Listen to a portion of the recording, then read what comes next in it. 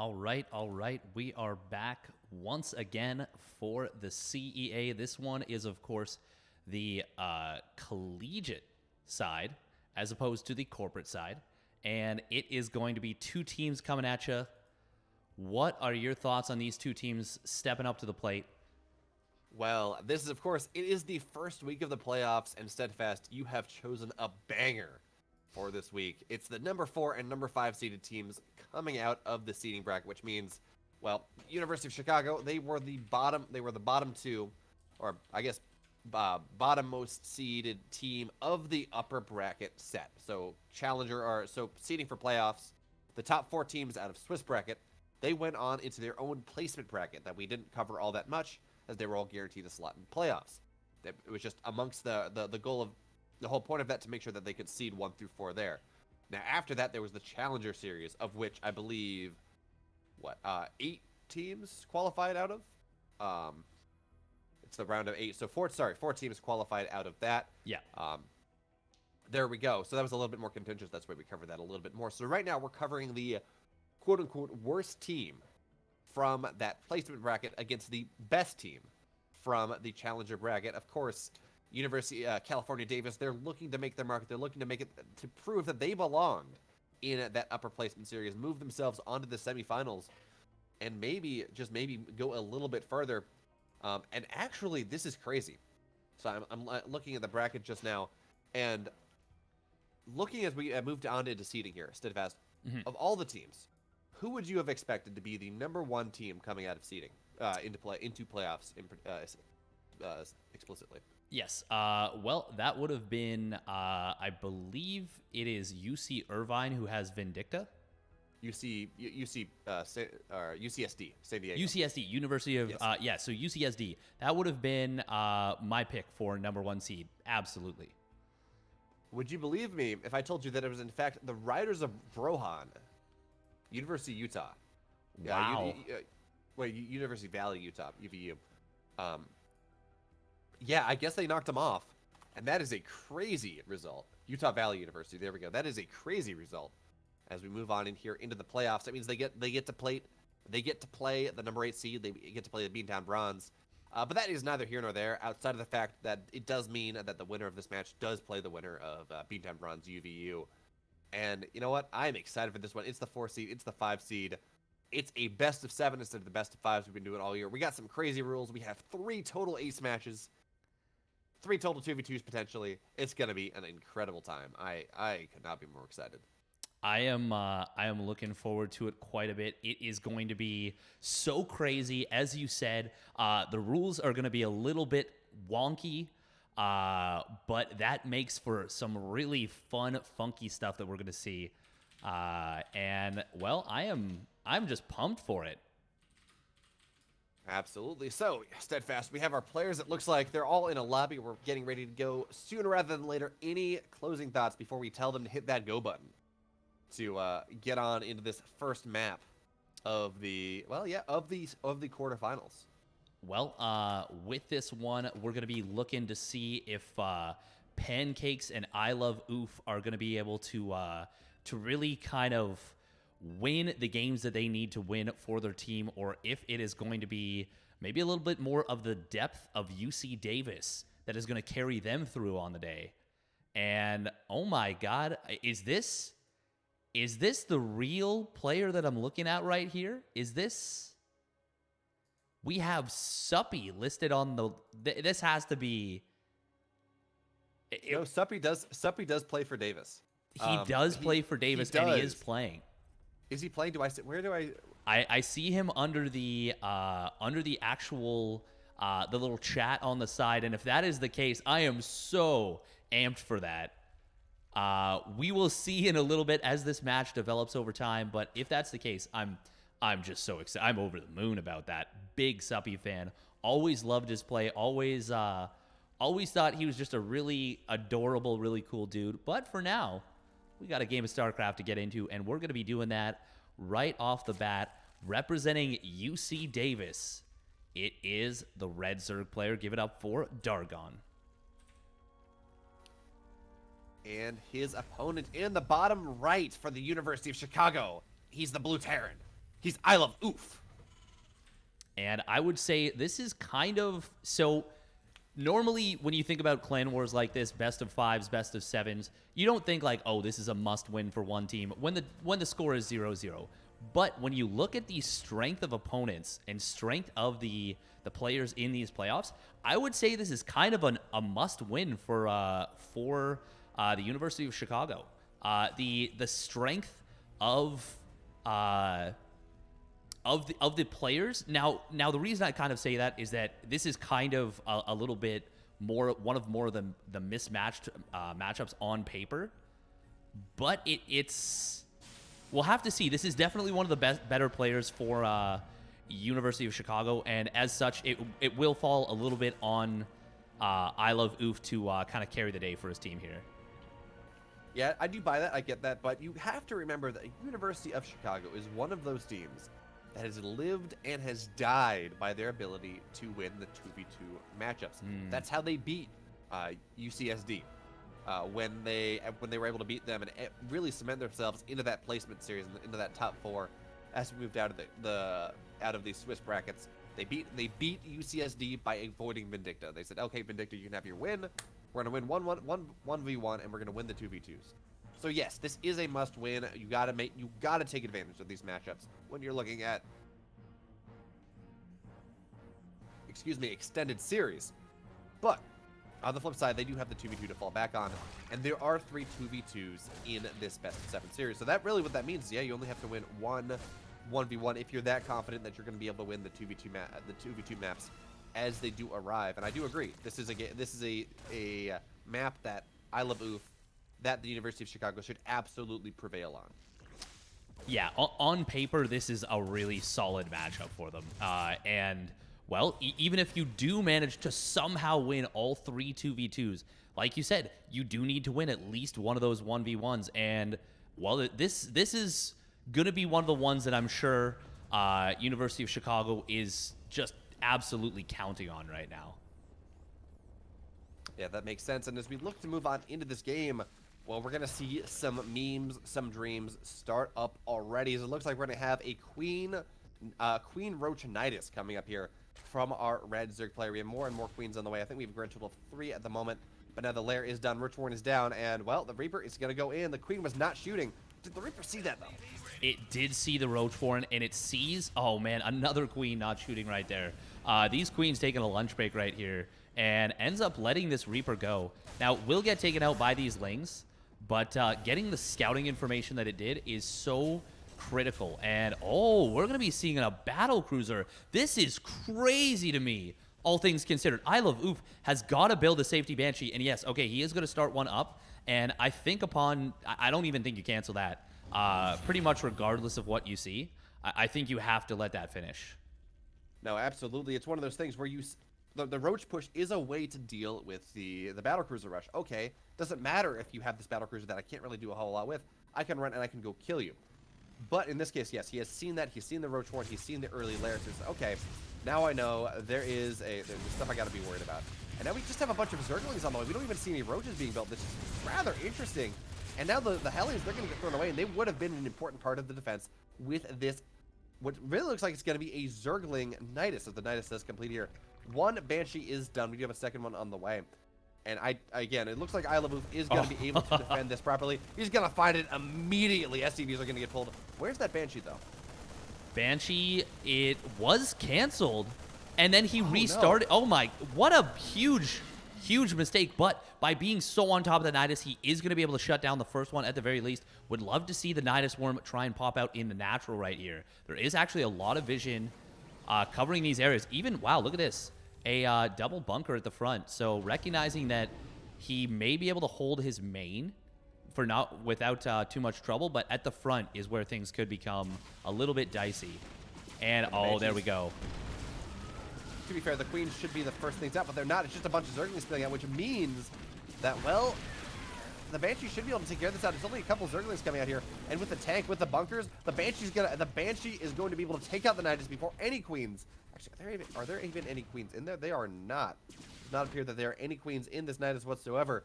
And what that means is this Nidus was doomed to fail, and now I Love Oof is able to put that cattle bruiser to work, at least start building that cattle bruiser so it can eventually do what it wants. He canceled the proxy banshee, or he canceled the safety banshee. He said, I'm going to be fine regardless. And realistically, he probably would have been fine anyways, just looking how the game went. And behind this, Steadfast, adding insult to injury. We see 2 gases on the natural. We see Yamato cannon going down. Now tell me, that means one thing and one thing only. What does that mean, my Steadfast friend? Means we are almost certainly going to be seeing mech here. And that is a very tricky thing to play against when you were behind in the early game. Oh, wow. And this is going to be attempted once again. No response yet from the Terran player.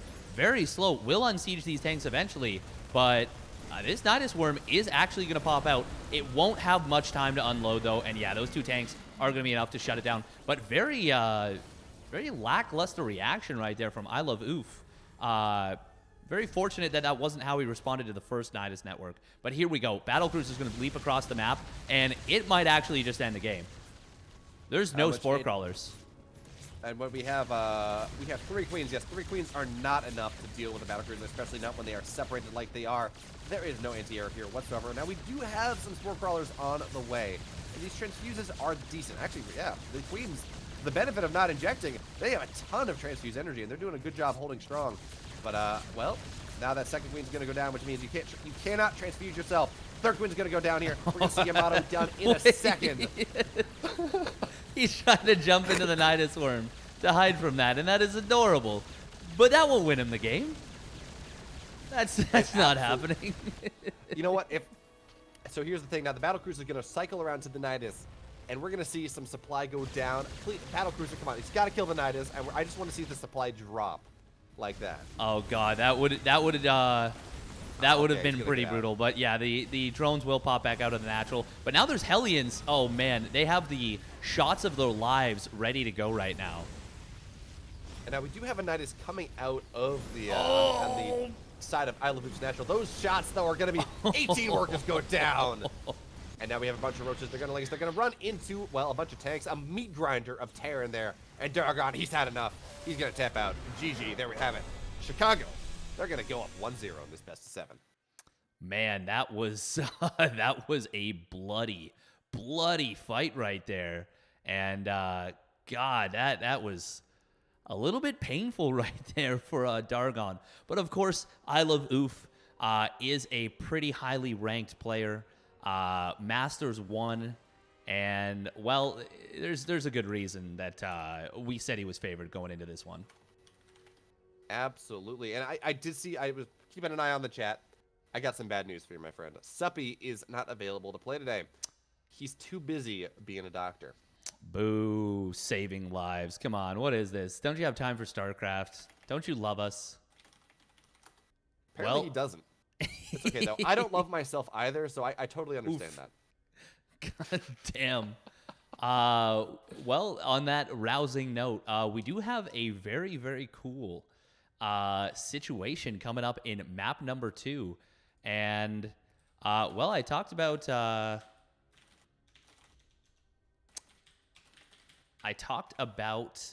one of the kind of the lack of depth, relative lack of depth, but this is not what we're seeing going into map number 2, and we're seeing something very cool. We are seeing a random player coming out for the University of Chicago, and I don't know if this was a recent addition to their team or what's going on, but I'm looking forward to this. Absolutely. We talked about, well, Flash. He made the round of 4 as a random player in Brood War. Random in StarCraft 2 is just about as rare, especially when you get higher up in the echelons of StarCraft players. Yo-Yo, he's a Masters player, and I am excited to see what he has ready for us today. That am I, and well, here we go, spawning up in the top left position of Romanticide.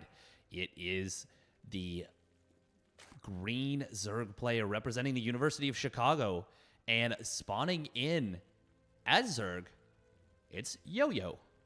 I like that name. I think that's cool.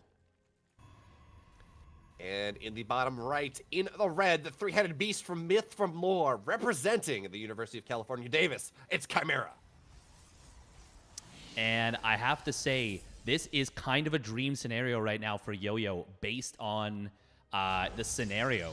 So Protoss players have long time kind of griped about the situation with Protoss versus Random, and specifically if they get a Zerg matchup. They are in a really rough position, and that's because they can't build that low ground position, that low ground pylon, and start expanding very, very early. So that means trying to secure a wall always gets more and more difficult. So Yo-Yo, he's just going to have a big advantage right here in this little setup, and he's gone for a pull first. He has, and yeah, you talk about things. I will say that I guess the one benefit of walling off your high ground when you're dealing with a 12 pool, as Yo-Yo threw up here, it does take less buildings to wall off your main than it does your natural. The ramp is smaller, that makes your life maybe a little bit easier. And with that being the case, although actually it looks like with the wall on this map, it does require a little bit more. You can't. It looks like you do need a third building there. But anyway, you have a natural going down here that is unwalled, and that's a ballsy play from Chimera when you know your opponent went for a 12 pool. Well, Yo-Yo didn't go for a 12 pool. I think it was like a 16 pool on this one, but it's still, like you said, one of those scenarios that's a little bit awkward. Oh, and this hidden probe is not going to be hidden for long. Yo-Yo with a great scout right there will find it. And, well, the probe is going to try and get up into the main base, wants to see what the gas count is, and probably did get a chance to click on that. At the very least, saw that gas was being mined and saw that it was still being mined, but actually wouldn't have gotten that much information if he had clicked on the gas, because he hasn't gotten up to 100 gas for link speed anyways. But this is pretty nice. This one link, oh, it was on attack command. If it had gone into the main base, it would have been able to get past that adept, but there wouldn't have been any relevant information anyways, so that ends up being totally fine. But it's always nice to be annoying with that adept. Absolutely. Well, and with the Zerglings as well, there's nothing worse for a Protoss. Or sorry, with the Zergling, yeah. Having 2 or 3 Zerglings just kind of shift-clicked around your base, and whenever you're not paying attention, they go after a probe, and they start gnawing away. And, yeah, are they going to get a ton of damage done? Okay, maybe if it's, like, Raynor versus versus you or me, yeah. But in general, when you're looking at players of roughly equal rank, they really shouldn't get a whole lot done, but they are annoying. They eat up some of your APM. They eat up your attention span. Because there are more resources in a StarCraft game than just minerals, than just gas, than supply, than APM. Because, you know, agency and attention span are pretty important things when looking at how a StarCraft game goes on, when figuring exactly how to spend those. And getting those Zergling in the main base, that just makes it more difficult. Now, the Zergling does get in once again. It will see that the Stargate is there. I believe it's also seen that a Void Ray was what was being produced. No, he has not seen that yet, but he will be able to go on over there and check that out if he'd like. Right now, I think, as you were speaking about agency and focus and attention, oh, he's focused on these adepts, and link speed is going to finish up at the perfect time. He's not going to lose one Zergling. One Zergling goes down for that, and now he is going to check. Won't see what the unit was, but of course that Overlord has it has a report to give, and now he sees that another Void Ray is being built. That is about the best information he could ask for in this scenario. That is so valuable to find out. Now, our bigger question when we look at things, yeah, Yo-Yo, he's got a decent amount of Zerglings on the map, but he's building drones and drones and drones. He's got a third base on the way. He's taking us into the mid game here. The question is, what is Chimera's plan? Now, he has no wall. He has no wall in the natural whatsoever. The Zerglings, they're just going to run on into the main base. Oh, and he has no wall on the ramp as well. So Yo-Yo forcing Chimera into an uncomfortable position. And we're going to see a decent amount of workers go down here. ASAP 7 workers go down just like that. And this is exactly not what Chimera wanted for. Whatever choice, whatever path he was going for, losing 9 workers puts you in an incredible disadvantage, as now the Zerg has the third base up. And the way PvZ works, it is a race for that Zerg to get the third base up. Up until that point, the Protoss can vastly outproduce the Zerg player from a income perspective, from a work perspective, just because of how Chrono works. But when that is not the case, when the third base is up, when injects are there, suddenly we're seeing the Zerg just massively skyrocket ahead of the Protoss player. And we have both a Fleet Beacon and a Templar Archives going down. What can you tell me about that, Steadfast? I can tell you that this is... Well, first of all, this is a terrible situation for Chimera. Losing all those probes is disastrous in this scenario. Yo-Yo is miles ahead right now. But I can tell you that this means he probably wants to get up to Carrier Storm as quickly as possible. And I can also tell you that he cannot afford that in any world Not meaningful numbers of either unit. If you want to rush up to carriers, you need to get a rather quick third base just to afford carriers. And if you want to get up to a quick storm with that, you need to get up to 6 gases extremely fast. And, well, Chimera, because of those early probe losses, he's barely now just getting back up to 2 bases. Oh my, okay, never mind. Belay that carrier order, or belay that storm order. This is for DTs. Okay, we've been talking about Brood War a good bit today. And one thing that is a very popular PvZ build in Brood War, that less so in Starcraft because Corsairs aren't a thing, is Corsair DT, right? Where the Corsairs knock all the observers from the sky, knock all the overlords from the sky, and then the DTs just wreak havoc. Are we seeing Void Ray DT? Is that the equivalent of Corsair DT in Starcraft 2? I think yeah. I think you hit the nail on the head with that, and it's going to be Flux Veins. So that was excellently called, and I think you were 100% right about that. This is when we talked about gas and whether you could afford things, this is a lot cheaper. Void Rays now only cost, what is it, 50 gas after the buff to them. It's not quite that bad. It's 100 gas, but sometimes it feels like that. Oh, no, it's right. It went down by 50 gas. Anyway, yeah. And now we have the Dark Shrine. Now we have Charge on the way. There's a Void Ray Charge lot all in off of 2 bases, sometimes off of kind of a fake third base that really hit the ladder just after and online tournaments just after the patch change that changed the Void Rays, and I haven't seen it a ton. This is a third base, but the third base is so lit that this we're gonna have to see some damage get done here, whether it's we see DTs warped in, Charge, whatever the case. But yeah, we have 2 Stargates on the way now. As the third base goes down, we get 2 more gas. I'm just confused, Steadfast. I'm actually pretty amped about this. I think this is really, really cool. Now, what I think Chimera should be angling for, because he took so much damage early on, I think his best opportunity to try and win this game, probe up super hard, and hope those DTs kind of go unscouted, and hope your opponent attacks into you, and you just have like 5 DTs ready to go. I would even say DT Blink would be a good decision. I would not have used a single DT aggressively, by the way. I actually think that would have been a better decision not to do that. But yeah, just go for the first shock on killing off all of those Overseers. Hope for a good angle on them where they're maybe lagging behind. And then get like 6 DTs on a big Hydra army. And all of a sudden, DTs can shred Hydras very, very quickly. But that only works if they can't be seen. Yeah, you're right. You talk about this. First of all, there's no Overseer speed. There's no Overlord speed. So these Overseers are going to be slow. And there are only 4 of them on the map, soon to be 3. Oh, okay, no, he didn't use it. So there is actually a pretty good opportunity here for this to work. Boy, he's going to lose some Void Rays, but if he can just pop Void Ray Supercharge, kill all the Overseers, but that's not going to matter. The Void Rays are going to die before anything else. And Yo-Yo, he's going to put University of Chicago up 2-0. Just like that. Yeah, that was...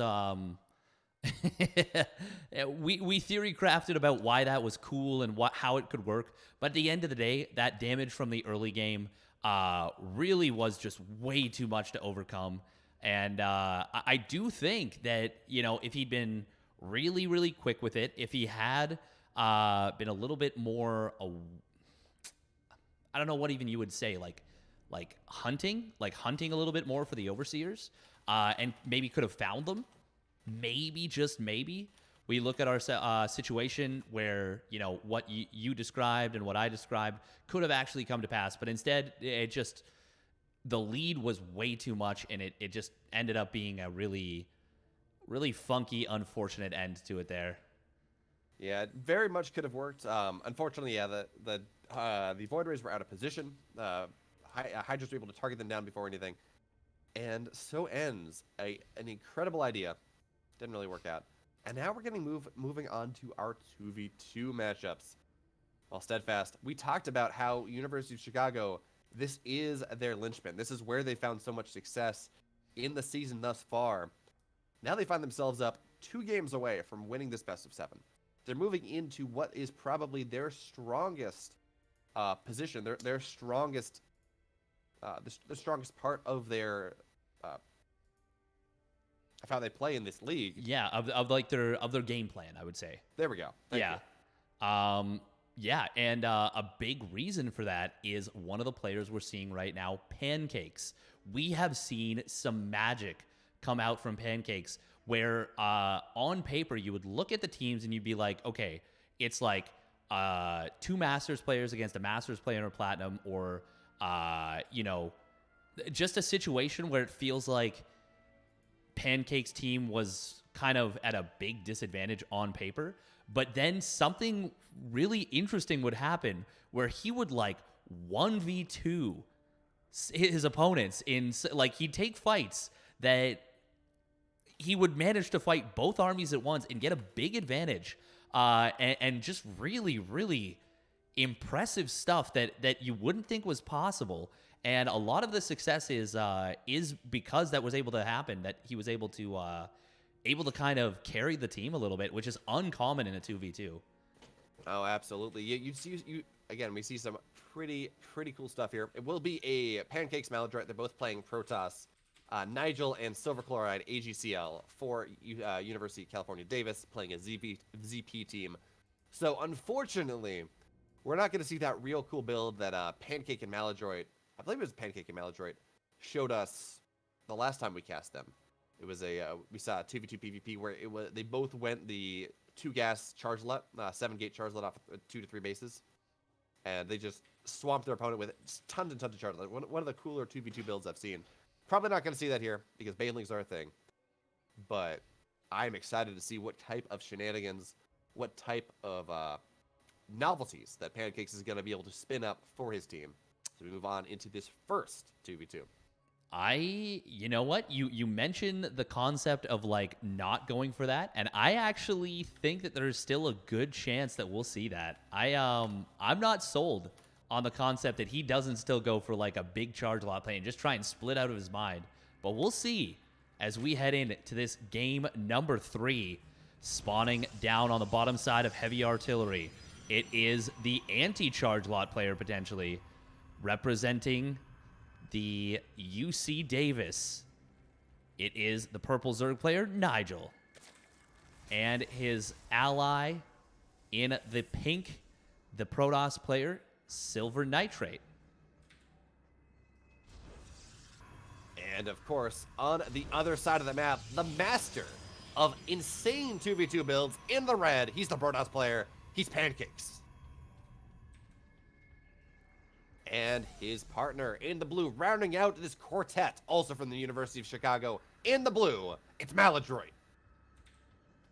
Yes, it is. And the double Protoss combo has worked out pretty well, better than you would expect, with the relative lack of, relative lack of tech distinctions that a double race can provide. I would say it's worked much better, and the University of Chicago team has done a really great job of utilizing that and utilizing the strengths. But we'll have to see if that's going to come about here. Now, this is a little bit of a bold move. Double 1-gate Nexus coming out here. And really just... Silver Nitrate here. Attacking that pylon for a little bit longer than maybe he should have. Before the scouts actually came down, they both committed to that 1-gate expand. Of course, the scout from Pancakes does confirm that they're okay to do this. But you never can tell. It can always be a little bit funky when something like that happens. Zealot first coming out from AGCL. Yep, just going to get rallied across the map, I guess. Looks like he wants to try to get some sort of harassment here. And what's interesting, when we talk about things, notice that Pancakes was the player that went and put his natural in the most defensive position. And I think that is in part, Pancakes is probably the better player. Oh, if you do see double Stargate here, this is going to be real cool, real fast. But to continue the thought, Pancakes is arguably the better player. And what that means is, should there be some sort of rush, the natural that gets taken out is going to be from Maladroit. Okay, fine. You know, you're theoretically relying on Pancakes to pull the majority of the weight, anyways. So if Maladroit loses his natural, it's not quite as devastating as Pancakes getting taken out of the game. Yeah, but that being said, it's still pretty devastating if that were to happen. This Zealot not going to work at all. It is going to run into double Adept and will get taken out. Looks like Pancakes will get the kill on that Adept, and as a result, he is going to get that juicy experience that really means nothing in this game. But, oh, 2 Zerglings will pick off 2 of the probes from Maladroit. So that's kind of nice, but the losses of these Zealots are expensive. Ooh. Well, what is it? 1 Zealot costs as much as two probes, so as long as 2 probes die, as they do, I mean, that's relatively just about an even trade there. I would say that's very, very good. Losing the first Zealot and getting nothing done, that really sucks. But getting 2 probes for the second Zealot, that is absolutely worthwhile for at least that second Zealot. It ends up coming out to be, I would say, still a little bit better. Well, actually, 2 probes for 2. You know what? I would say this comes out to be a total wash, considering the amount of stuff invested from both players. But I do think, going back to what you said, it's a little bit better for the University of Chicago team that it was Maladroit suffering that damage instead of Pancakes. I think Pancakes is going to be the big playmaker in this game. Absolutely. And are you ready for some Void Ray memes, my friend? Because this is double Stargate from Pancakes for Maladroit, as in 1 player has a Stargate each. And now we have a Fleet Beacon on the way. So is this Fluxbane Void Rays, or what are we going to see here? That is a really good question. I would have said it would be straight up to carriers, but I think in this scenario, Fluxbane Void Rays would be the best option. Man, 3 Void Rays. They don't have anything to deal with this. This may just be a dead natural. Oh, and they're going to turn on the Prismatic Alignment and obliterate that. Yeah, this natural's got to be dead. There's nothing they can do to defend it, is there? We have 1 Queen moving over and a couple Stalkers, so maybe that's... But now there's a 4th Void right here, and 4 Void Rays are just going to shred everything. This natural is... Well, it's done for. There's not a whole lot it's going to be able to do, and anything the Stalkers do to try to move on, to try to defend, well, that just means Stalkers that are going to die. A couple Zerglings... Oh, never mind, those are Zerglings. There is no Zerg on the blue-red team. This natural, it's done for. Yes, there are some spores on the way. Yes, queens are being produced. Yes, there's a Hydra Den on the way. Yes, Nigel does have 3 bases. But unfortunately, his partner is going to be stuck at 1. And of course, you can do that funky thing where you go and you... Great pull there on that stasis trap, by the way. You can go and you can feed your opponent some money to try to get back. Oh, but we're talking about means. You're talking about fast carriers. No, this is fast mothership. That is quite something. This cannon not going to do anything right here. It looks like Pancakes may be controlling these Void Rays directly, and he is just going to gun down this Nexus, and he's going to put the Protoss into a position where, yeah, he's going to need money from his opponent to get back into this game, and that is already a horrible position to be in. And, well, even if there wasn't a mothership on the way, I would put Pancakes and Maladroit so far ahead in this game, but with that mothership nearly done, that Fluxbane's on the way. Oh man, this is a vast pit to climb out of right now. Yeah, we do see the feed going on here. Silver Chloride given enough money not to build just 1 base, but to build 2. So he's going to double expand once again, as he is just dead in the water. I mean, I don't know how much he can do here, as Fluxbane's is done for Maladroit. Pancakes, it's just about there, as we do have that mothership on the way. The 3rd base is going to get sniped. And now there are some Hydras here, but at this point, there are more Voiders than there are Hydras, and you do need some critical mass of Hydras to be able to take that fight. And now with the Voiders here, all controlled by Pancakes, there's not a whole lot that this anti-air can do. Yeah, if we look at the resources lost, it tells a very sad story for the UC Davis team, and they are really reeling in not just this game, but in this best of 7 overall. They are on the verge of going down 0-3 right now. AGCL getting knocked really back on his heels very, very early on, and now even Nigel getting knocked back onto just 2 bases. The cumulative base count for both players is now going up to 6 for the double Protoss team, and it's just an attempt to rebuild 3 at a time for the Protoss Zerg. And realistically, in terms of mining bases at the moment, you're looking at just now getting up to somewhat close to parity. Oh, and this is really cool. So we see a second mothership on the way. So it's going to be 2. Critical way to get around the fact that motherships, they're so powerful that you can only have one of them in a normal 1v1 game. But when you have 2 Protoss, that is 2 motherships possible. So we're going to see some zany stuff there. As Pancakes, he's going into Disruptors behind us. That's going to be pretty cool. That base is dead when we turn on Prismatic Alignment. even without the prismatic alignment, it was looking like a tough defense. But with that going on, it just gets absolutely melted by those Void Rays. And, well, the Hydra Den looks like it was sniped off here. So Nigel, in already such a desperate, horrible position, has to now rebuild his one source of anti-air. Now, this is cute. This is really, really nice from Nigel. But they're not burrowed. And as a result, they're going to get pushed off of creep and immediately obliterated. Not even going to fire a single shot. And I think that might actually be the nail in the coffin. Well, there's still a lot of queens, so they may still stay in this one for a while. But the Protoss players all but out of this game, it feels like, at this point. And yeah, there is one disruptor on the field. Don't really even need more than that. Is when we will see the eventual death blow here when we do see our Protoss team march across the map. Queens, if they're off creep, they don't split very well. But now, okay, now we have it. Mothership number 1 on the way. Do you know if you can recall your partner's units? I know you're cloaking them. That is a great question. I do not know. We're going to find out potentially in just a little bit. And, well, there's actually no detection at the moment. Just these spores. And, well, this is way too many Void Rays to deal with right now. Oh, that is a great uses of the time warp right there. And that is going to slow down not just the movement, but the attack rate of those anti-air units. And look at, well, these queens actually doing not too badly. But, God, the critical mass of Void Rays is just so much. Yeah, the Void Ray memes are here. Carrier may not have arrived, although it is on the way, but the Void Rays, they are powerful. They are dominant. They have +1. They are, well, you can't even see them when these spores all go down. And what are silver chloride supposed to do? There's nothing left that shoots up. Sure, there may be some Hydras on the way, but now the Hydra Den is gone. And as Hydras are going to die as they pop, more and more spores are going to burrow underneath, but these spores are going to die. There's a random High Templar there. Not really sure what that's for, but Storm is on the way, so maybe. Oh. Oh, look at that. The Protoss Civil War right there. High Templar versus Dark Templar. You got the Nerazim versus the Tal'Darim. Tal'Darim? Nerazim versus Daylom? I guess are the they're still the regular Templar. But they're the ones that I guess are more militant. So I guess they're both right. They're both. The Daylom is like the that's the post, like, separation from the Conclave, but still the light Templar.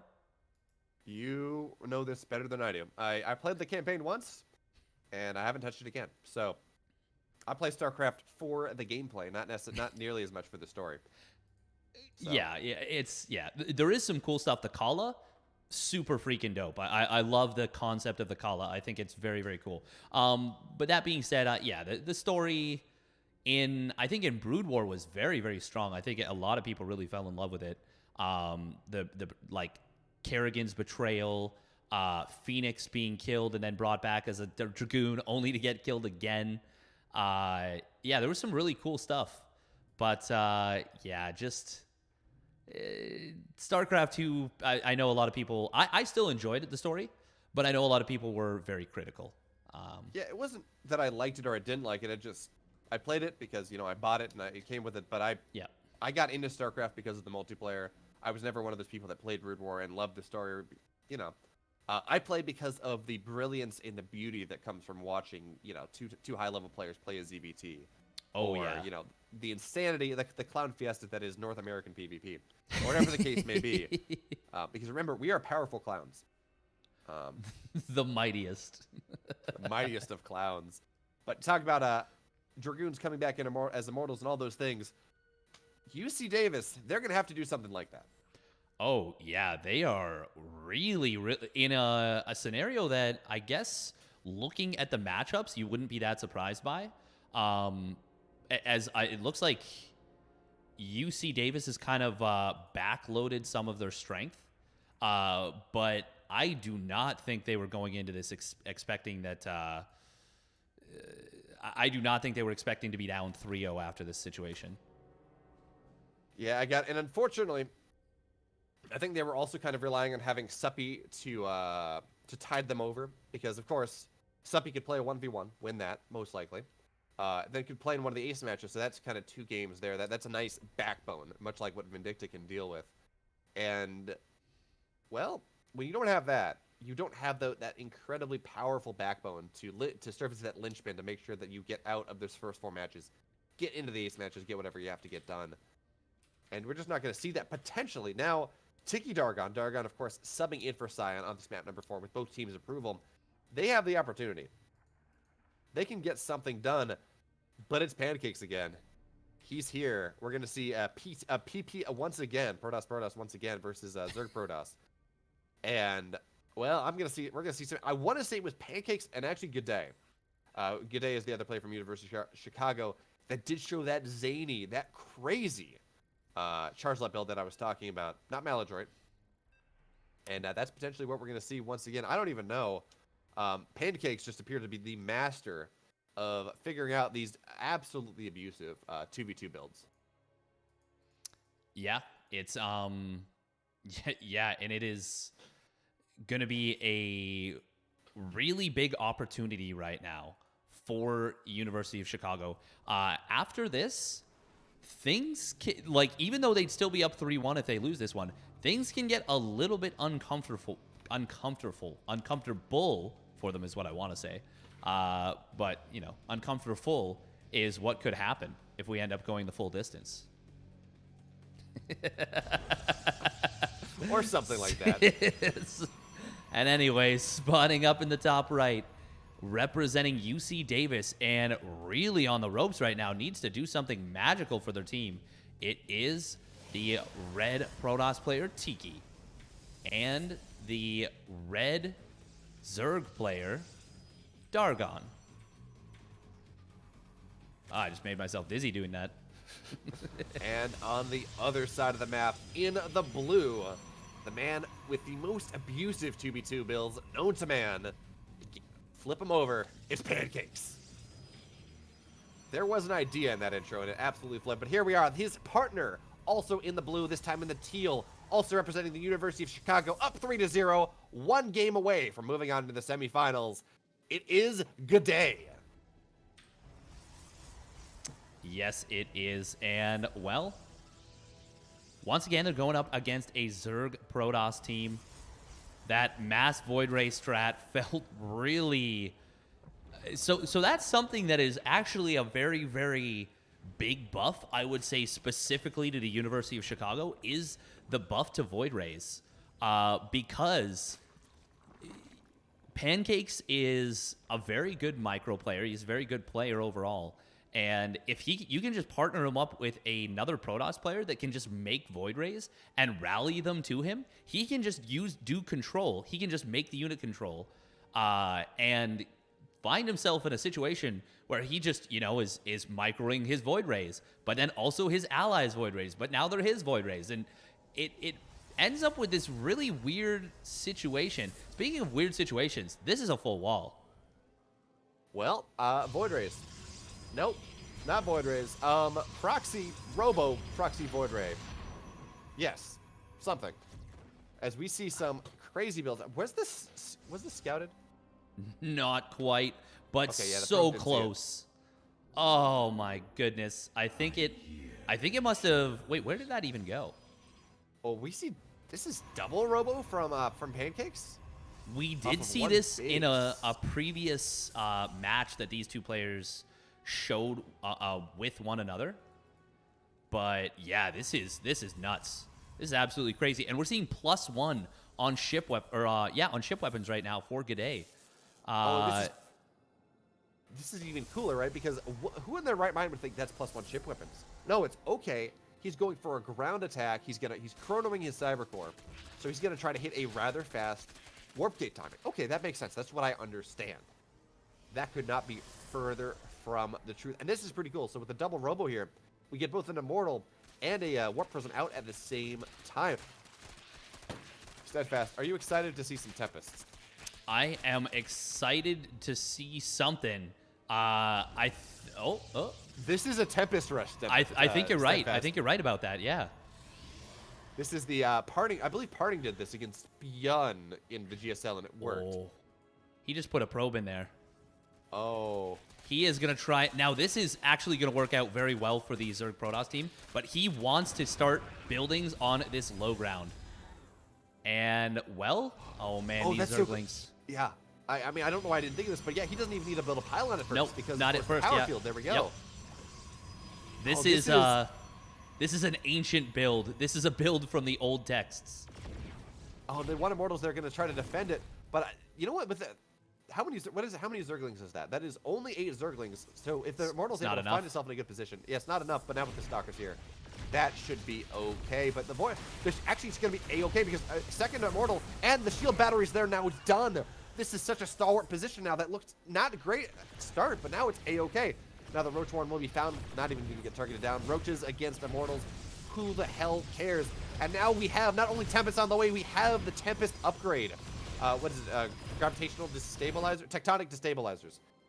There we go. And this is such a cool build that potentially is going to seal it here for University of Chicago as they move on, or maybe move on to the semifinals. This game is far from over, but this build, oh man, I don't know whether to be disgusted or just so excited about this. This is so cool. It is both. The correct answer is always both in a scenario like this. You're disgusted with how excited you are. And, well, this layer is going to go down almost immediately here. The Roach Warren did go down. We do have Dargon trying to expand away from this. But, man, he is in such a brutal position right now. And now we have 2 Tempests here. They can fire from the whole map over. And, yes, there are a bunch of spores and spines on the way, but Tectonics destabilizers, they're just about done. This layer's not even going to get up with all the Tempest. Well, okay, never mind. They're going to back up for the moment.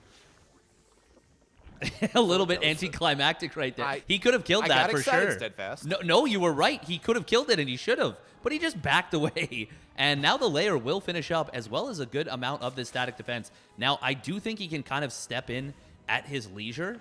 Man, what's... Yeah, they just kind of stopped right there. I think they thought they killed it. I don't know. Is there something No, there's... No, oh, there is a War Prism, actually, coming in on the other side of the map. And there's a DT right here. Ooh. Get into the middle. Oh, God. Okay, you know what? There was something that happened. Yes, okay. I'm, like, being so critical. Meanwhile, I'm just a horrible observer. Like, I'm just missing this super important stuff. This is so big. Tiki is actually really far ahead in supply. He has been able to really power up here on 2 bases, and he's almost got Blink done. So that damage that they did on the other side of the maps to, man, I really wish I could check workers. Resources lost, or workers lost. But looking at the worker count, I got you. 14 workers for G'day went down. 9 workers for Pancake died from that initial harass. Pancakes has also lost an Immortal. G'day has lost a Void Ray. So again, he's actually gonna have his entire wall depowered for the moment. So the wall is gonna get depowered by this one adept doing God's work here. Well, now behind this, we're going crazier, my friend. It's going even crazier. We have a Robobay on the way. So is this Disruptors? It's gotta be, right? Like, that's the only thing it can be. I don't know how I feel about these Blink Stalkers moving out. I do think it would be the best possible situation for them to just wait for a situation like this and try and jump on these Tempests. These Tempests are very exposed. If he can Blink on top of them, he's going to be able to get one right away. Another one will not go down, but now these Immortals, if he can jump on top of the Warp Prism, get it before it can get out of there, it is going to depower... Well, it's going to leave these units completely stranded, and that is going to be a huge win for Tiki. He has more supply than all 3 other players combined at the moment. Yeah, you are not wrong here. Now, the carriers, they do good damage eventually. I mean, they don't attack fast, and they don't do a ton of damage, but Poke is there. But yeah, no, Tiki, he's taking nothing. Yeah, Pancakes G'day. They did a great job of knocking out Dargon. Dargon doesn't really have much of a chance in this game anymore, but I think what he did was he said, hey, Tiki, take my money, take everything. I don't really have a chance in this game regardless. Here, go expand, go explode, carry this game for me. And that is a pretty valid decision. Now, these Tempests, as they sit in the middle of nowhere, they actually need to make sure that they sit in the middle of nowhere. But now we have a Disruptor going in. Disruptor, we're not going to see a Blink at all. And okay, but now the Warp Prism, it's going to survive. He will trade one Immortal for it. Almost loses the War Prism as well. And if that, I mean, to be honest, I feel like Tiki can definitely solo carry this game right now. But if that War Prism goes down, this gets so much worse. 2 Tempests getting picked off right there. This is looking so brutal right now for the double Protoss team. And on the ropes, down and very nearly out, Tiki may be the saving grace for UC Davis in order to turn this series around. Absolutely. I mean, G'day Pancakes, they're doing what they can, but the macro really is not there. They're just floating a lot of minerals, doing what they can to try to micro things. Now, the Blink is going to go on top of everything, and so many Starkers are going to go down, but even with that, even with the Starkers going down, I mean, the Disruptors are going to die as well. But the third one, he's not paying attention, and it's all, these Disruptor shots are massive, but I'm not sure it matters. Fourth one on the way. You can Blink on top of it. Oh my God! These Disruptor shots. They're impossibly good. I'm sitting here trying to gel the fact that these Disruptor shots are the best Disruptor shots I've ever seen, but with the fact that it doesn't matter. Well, it actually doesn't matter. I wouldn't go so far as to say that just yet, but now with the Zergling showing up, now I do agree with what you're saying. If it was just Tiki, maybe, just maybe that could have been what they needed. But now with Dargon showing up, reinforcing, they are going to break this position. Will this Disruptor get home? Yeah, but like you said, does it really matter? Yeah, it's all these great moves that G'day and Pancakes they've been trying to do, but the macro is kind of slipping in the back end. Look at this. Saying about 1,000 minerals each, some number of gas. Are they not mining for? Yeah, okay, it's one base gas. So yeah, they're making these great moves and they're making these great micro plays, but does it really? Your micro doesn't matter if your opponent is sitting there like 5 times your army, 5 times your total supply. Yeah, you can't make up for that. And we have a situation where the cumulative base total is now 6-2. And like you said, that's an insurmountable difference. That is not something that you can make up for. And looks like Disruptor must have got a DT. But now we're gonna see a warping of Zealots, and they're just gonna run in here. And I think this is potentially gonna end the game. Yeah, this is 20. Both Pancakes and G'day, they both got about 25 supply. Tiki 5 times that. Dargon 4 times that. In total, it's a lot. And unfortunately, I don't care how good your micro is, as we were talking about. It doesn't really matter if you can just run them over. And there's this idea that you hear talking about in Starcraft forums, where you take a pro player and you give them 200 probes, and you say, okay, you're maxed out on probes. And we'll let your opponent build whatever you want, but your opponent is bronze. The pro player probably still wins, just because they have stuff and they have the micro. And that's kind of the situation we are here. As Pancakes and G'day, they're fighting hard. Those Disruptor shots are going to be massive, but it's not going to be enough. Tiki Dargon, they're taking UCSD back into it. That was such a huge performance right there from Tiki, giving his team what they needed. And Dargon even coming back in.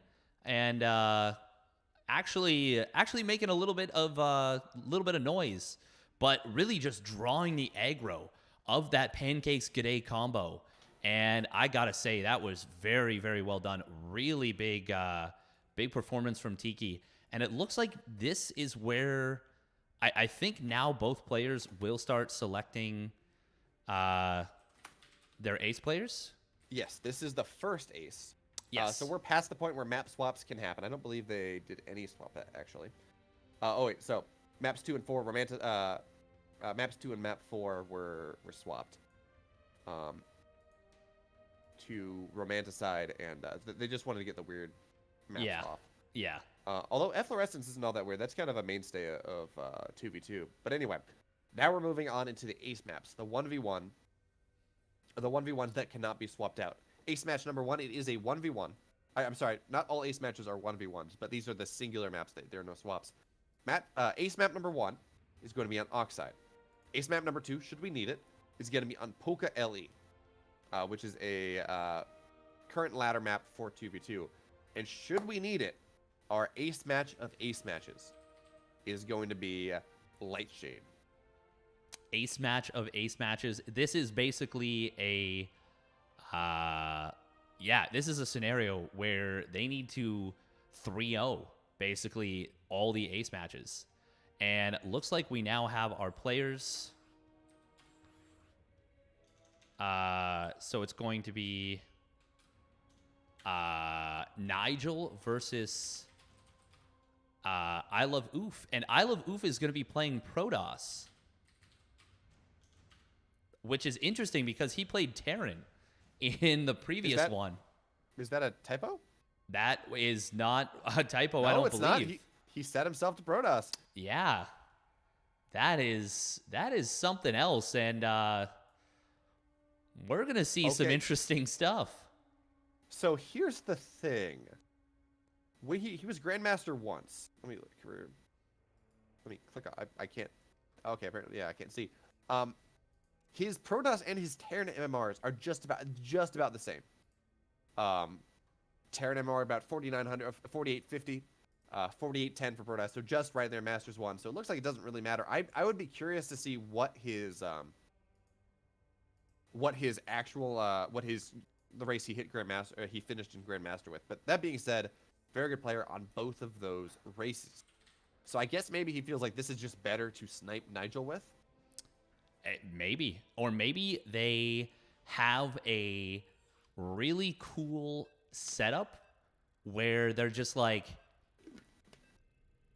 they set up a bunch of builds that they knew that only certain players could execute. And, you know, maybe Pancakes was like, okay, I have a build ready to go for X map, but I have to play the 2v2s. So I'm going to craft it for you, and you are just going to play it. And knowing that I Love Oof can play Protoss at a pretty high level, that may be kind of the reasoning behind that. And I got to say, I'm pretty excited to see what we're going to see coming out here. But for now, well, only time will tell as we spawn in here in the top right position, looking to continue to the comeback and win the first of 3 ace matches. It is representing University of California, Davis, the Purple Zerg player, Nigel. And his opponent in the bottom left, the first of 3 aces on match point here in this best of 7. Playing Protoss this time. He's the red player. He's I Love Oof. Oof. And we see a really interesting build coming out of Nigel here. He has gone for an extractor trick hatch first, and I think we might be seeing a very committed Speedling all in. Yeah. This very much looks like a Starkiller build. It's 15, 15, 15. And you get fast speed. You get a decently timed natural, so you can get the larva there, and it's just a ton of Speedlings running across. I want to say I've seen, again, I think this is something I've seen Starkiller do. And actually, we'd see a second gas cancel as well, so this is incredibly committed. Yeah. It is, yeah. You really delay that Overlord for an extreme amount of time.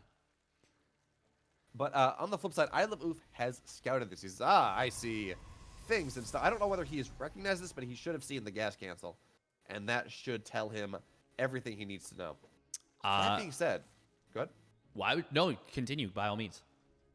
Oh yeah. That being said, he does have to have some idea. He has to have seen this, or at least say, okay, look, this is something weird. I need to respond to it. Yes, he really does, and this could be a very, very interesting, smart move coming out from Nigel, specifically given the scenario that he knows his opponent maybe focuses a little bit more on Terran or splits the attention, because this is one of the things that, talking about recognition of a build, it is very easy to look at this and see, oh, you went for a hatch first. This is a hatch first. That's all it is.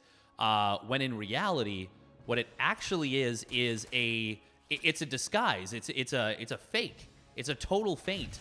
And I Love Oof has not responded to this just yet. He is treating this like it is a normal 16 hatch, 18 gas, 17 pool.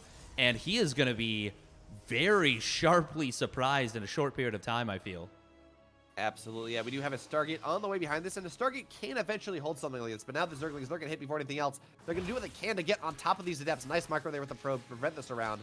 But now we have Zerglings. They're just going to get on top of this pylon, and they're going to sell out for it. Honestly, that's an incredible play, because it doesn't even matter if they die for the most part. Warp Gate is going to be so delayed, there's going to be nothing to build here. And now there's just nothing left. Metabolic boost, speed done in 10 seconds. And Nigel, it looks like I think you're right.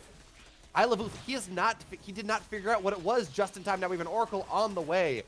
But these Speedlings, they're going to get on top of this Adept. Nice micro there, but the Adept will go down. And more Zerglings, they're going to keep streaming across the map.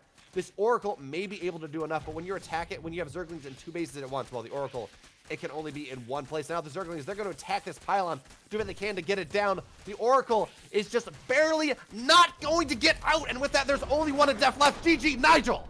He's going to take him to 3-2. What an insane performance right there. Nigel with the mind game build, the meta game build, is going to take game number 5, and you called it perfectly right there. Just not enough on the field from I Love Oof, and preventing that Oracle from getting out, that was the nail in the coffin. All the right moves coming out of Nigel, and that is all of a sudden, we were 3-0 2 maps ago. It's 3-2 now. And this is getting spooky. This is a series. This is a series right here. Oh. And you know what? You know what's up next? It's a 2v2. This is UChicago's technically their wheelhouse. We've been talking about this, but this very much depends on who plays. I gotta assume we're gonna see Pancake. I gotta assume we're gonna see Maladroit. I don't think we're gonna see what was his name? GFD. Oh no, G'day. I don't think we're gonna see G'day. I think it's gonna be Nigel Mallet or Pancake's Maladroit.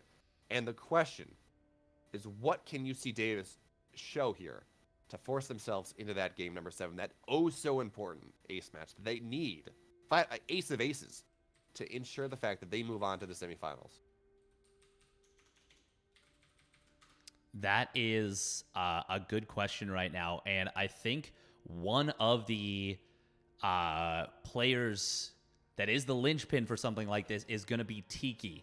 I think Tiki is one of those players that they're looking for in order to make this happen for them after the really strong performance he showed in that one. And I don't know. We'll see in just a little bit.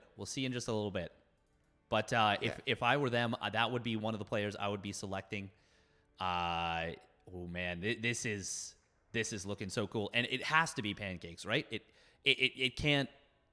Can it be anyone else? It has to be. I mean, Pancakes is their 2v2 Maven. He can play in this ace match. And who do we have?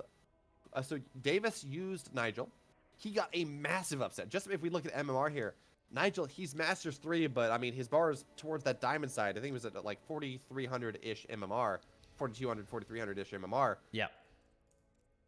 I Love Oof, he's effectively, he's been Grandmaster, right? Rather recently. He's sitting at that 4,800 MMR. That's a massive upset. 500 MMR is 500 MMR. 500 MMR is a huge upset. That is that is a big upset. That's the difference between, oh man, trying to think of like that would be like Hearthstone beating Cyril. Yeah. You know, no, it's not out of the realm of possibility. That's a bad example because it does happen.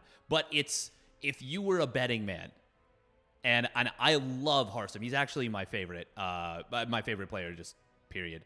Right now, he's just such a great dude. But if you were to place Hearthstone against Cyril in a best of whatever, I think most people would put Cyril. I think they would pick Cyril. Yeah, absolutely. If you were gonna ask me to, especially in a best of one, I would need some insane odds to take that bet. Just like, oh yes, we'll give you 50-1 if Hearthstone wins. Okay, I'll drop a couple. I'll drop some money that way. But in general, yeah, that's not a safe bet. I've been trying to think about who in the world does UC Davis put forward here to try to get into Game 7, because that's a tricky situation, right? Thought number one is, okay, we're gonna put our 2 best players remaining, and we're gonna put them in this 2v2, and it's gonna be fine. But you want them to be available for that ace match. And I don't believe I believe once players have played in this. No, actually, no, they should be able to. I don't remember how the math works for best of 7s. But anyway, it's going to be interesting. I think we're absolutely going to see Tiki. I wouldn't be surprised to maybe see Chimera played pretty well. I think Nigel's done for the day. I don't think there's anything he can do. Oh, maybe Nigel can play in this 2v2. Yeah, he is. Yep, he can, and he is. We are going to be seeing Nigel and Tiki versus the random player Yo-Yo, race picking Zerg, and I Love Oof switching back to Terran. This is going to be pretty cool. So ZT was the Wings of Liberty build, right? In you're playing 2v2, it was dogs and cars, I think is what they called it back then. Where you get Speedlings and you get Hellions. Yeah, and you just ran over everything. There's a little more flexibility now with how more units have been added and how the economy has changed. But dogs and cars is still pretty valid, especially on some of the more open maps. And we're gonna see Zerg Protoss here for our University, the University of California Davis team. And I don't hate it. ZP, you see a lot of focus on Sky for the most part. And Sky Zerg, Sky Protoss, lots of mutas, things like that. But without enough, I should say enough of my theory crafting about what we're gonna see. Realistically, I have no idea. We've seen some crazy builds already today, in both the corporate division, in this division, and dude, I am excited for this game number 6. It is going to be a really cool one coming up. We have everything on the line for these two teams right now. I have to assume Pancakes is being held back by the University of Chicago for that potential final ace match if it does come down to Lightshade. But will that cost them now not going with their potential strongest 2v2 player? We're going to find out in just a little bit here. And we have spawning down in the bottom right position of Polka LE. It is the purple Zerg player from the UC Davis. Give it up for Nigel. And his ally carried that 2v2 in the first ace match. Or, no, I guess map 4. It is the teal Protoss player, Tiki. And on the other side of the map, for the University of Chicago, looking to stitch this all together in the green, he's Yo-Yo. And finally, the red Terran player attempting to redeem himself after the first ace match in the red. He's I Love Oof. And man, there is absolutely a Yo-Yo joke I could have made right there. I apologize, Steadfast. There's, about like going down, the fortunes of his team going down, but now they're going to go right back up because he's Yo-Yo. And I absolutely whiffed it. I apologize. Oh, that's okay. If I had a nickel for every joke I've whiffed, every whiff I've joked, I would have several nickels at the very least. A number greater than 4. Now, it's much, much, much greater than 4, but what I said is still true. Exactly. Misleading with the truth. It is not incorrect. It's just not. It's not exactly entirely forthcoming. We're seeing a little bit of. Man, this is such a weird map. It technically is like a shared base, main base, but with the size of the map, you pretty much have to go. Oh man, this is really nice for Tiki. Gonna find this SCV very far away from any friends, and will force it off there. And Reaper comes back home, saves it. But yeah, that buys some time. Gets a little bit annoying right there. Yeah, delays any sort of scouting means the probes are going to be safer with the Reaper going across. Now, Steadfast, were you casting with me the week where we did see this map? It was on the upper left-hand side. We had 2 Terrans going double battlecruiser rush. Was it this map? Oh, yes, it was. Yeah, I remember the Nidus network here that did nothing. Or wait, did it do nothing or did it do a bunch? It did a bunch, but eventually the Terran players were able to stabilize. Yeah. They just had like 6 battle cruisers, and it ended up being, something. Yeah, I do remember that then. Yeah. Yeah. Both players do have a Zerg on their team, of course. Both teams, I should say, have a Zerg, and there is a lot of area in the main base for a Nidus network. Yes, both players do have a team on their Zerg. But it's interesting, right? So generally when you see 2v2 matchups and you do see both players when both teams have a Zerg, you see them both go into speed, both into a Baneling nest, and they have the Zergling Baneling fight because otherwise, one player just dies. But Nigel, he has skipped this. He says, okay, I'm going to roaches immediately. I'm getting a lair pretty quickly. Kind of like 2.5 base lair. I'm getting +1. And I'm going to look to hit some sort of rather quick timing here. Sorry, 2 base. I saw the Zerg, the green Zerg, and my things are swapped. My bottom right is actually my upper left. It's rather annoying. Thank you, observer interface. But anyway, we're going to see Nigel here. He's got speed on the way. He's only on 2 bases. A bunch of roaches going to go out with a +1 ranged. And my only question is, Nigel does not appear to be following that same transition. So he does have a robo on the way. Oh, actually, we do have a couple more gates with an oracle. So we might be looking. We may be looking at a rather quick. Wait, do we not have warp gate? Oh no. Oh no. No, we do not. Oh my goodness.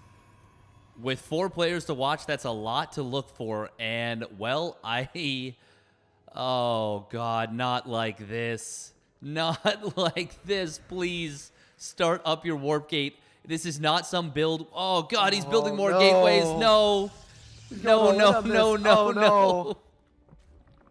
See, like you say, it's not too late. You can go and you can cancel all of your gateways and just throw down another Stargate and just go double Stargate something, and it's 2v2, and you can probably make it work. But with all these gates being done, you've committed. Oh God.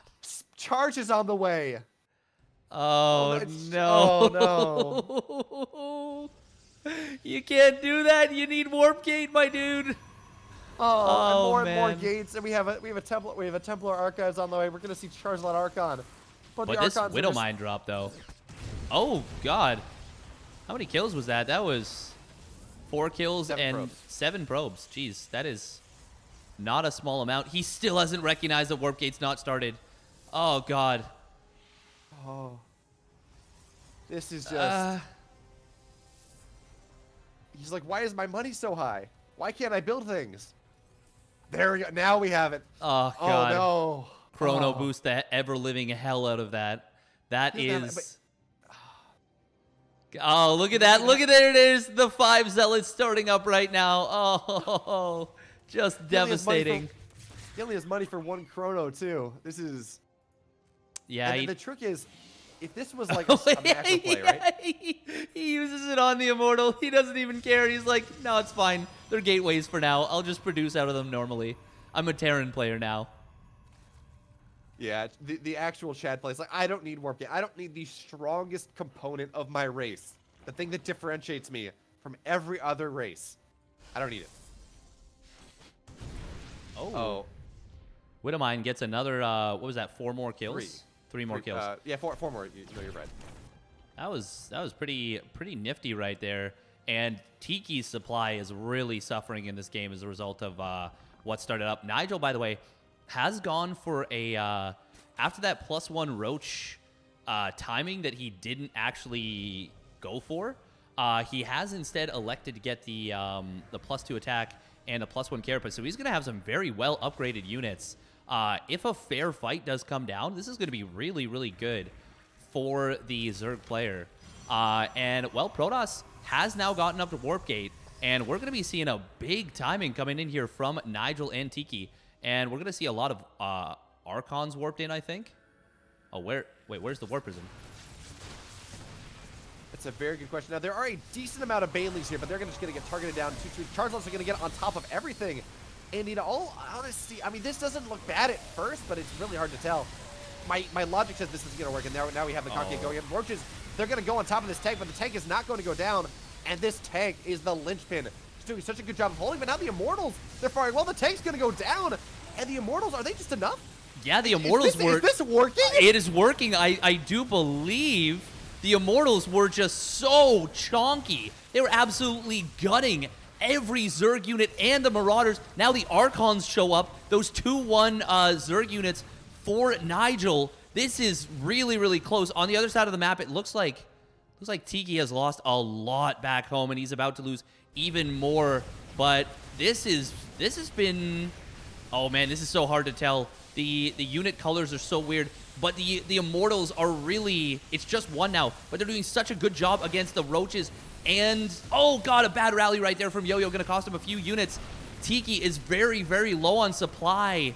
Roaches are going to come back home and help him out, but he is at 9 probes right now. That is the only thing keeping this Zerg Terran team in this game. Meanwhile, a couple of spines are going to finish up. They're a little bit late, and they are somewhat isolated. Now, you've got to remember, yes, Tiki only has 9 workers, but if we look at army value here, the army value of Nigel Tiki is so much higher than that of Yo-Yo I Love Oof. And sure, they have SCV-7 pull. They're going to try to do what they can. Yes, eventually Tiki will run out of money, but this is the point of 2v2. Eventually, you can actually beat your opponent some money here. But Tiki, he's down at 22 total supply. Yo-Yo I Love Oof, now, because of this, because of they're able to hold, because they're able to mine, now their army value is just skyrocketing. They have taken terrible losses, yes, but now this is effectively a 1v2. Nigel, he's got some good supply. It's all in roaches. I Love Oof, Yo-Yo, they are 2 players that are all in this game together. Yeah, this is a scenario where, God, that looked so dicey for so long. Oh, wow, Stasis Ward, very, very nice right there. Going to catch a lot of units. Oh, the color of my game just changed a whole bunch. It did for me too. Is this a... Is there like a day-night thing in this map? That's pretty cool. That is actually super freaking dope. If that's the case, that's really, really neat. It was an arbitrary time. It felt like, but it was like 9:40 or something. Yeah. That's cool though.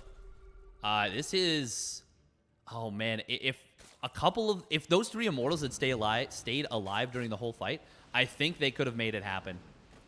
They were doing so much damage, and the army of I Love Oof and Yo-Yo was almost purely armored units.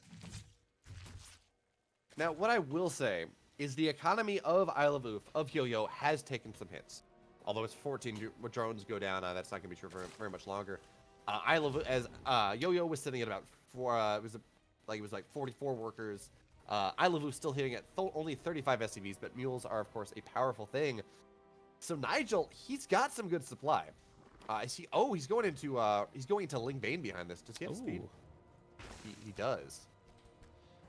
Yeah, he's got speed. He's already got +1 carapace, so he's going to be going up into a very strong, strongly upgraded mid-game Zerg style with that. Oh, these are some nice changelings from Yo-Yo. Looking at the entire army and seeing that it's out of position.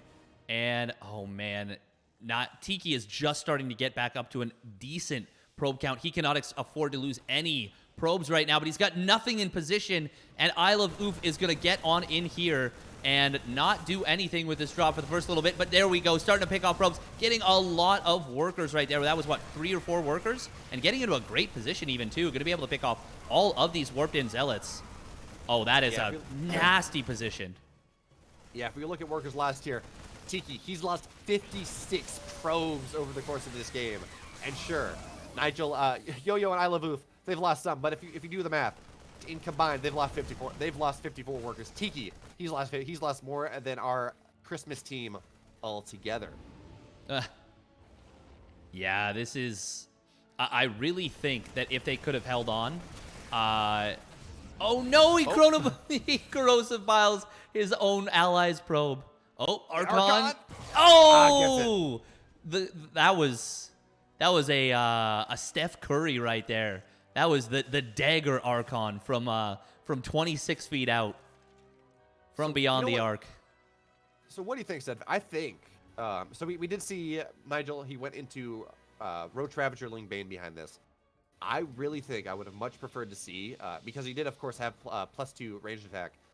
Drop a lurker, drop a Hydrogen, drop a lurker in, get to Hive, as he's, I guess, doing right now. Because man, look at with the lead he has, with the economy lead he has, pretty much over the other 2 players on the other team. Getting a bunch of lurkers would have been the absolute move here. Lurkers shred Roachling, whatever. They shred Bio, and there are not a lot of tanks for our Red Terran player. Only 3 on the map.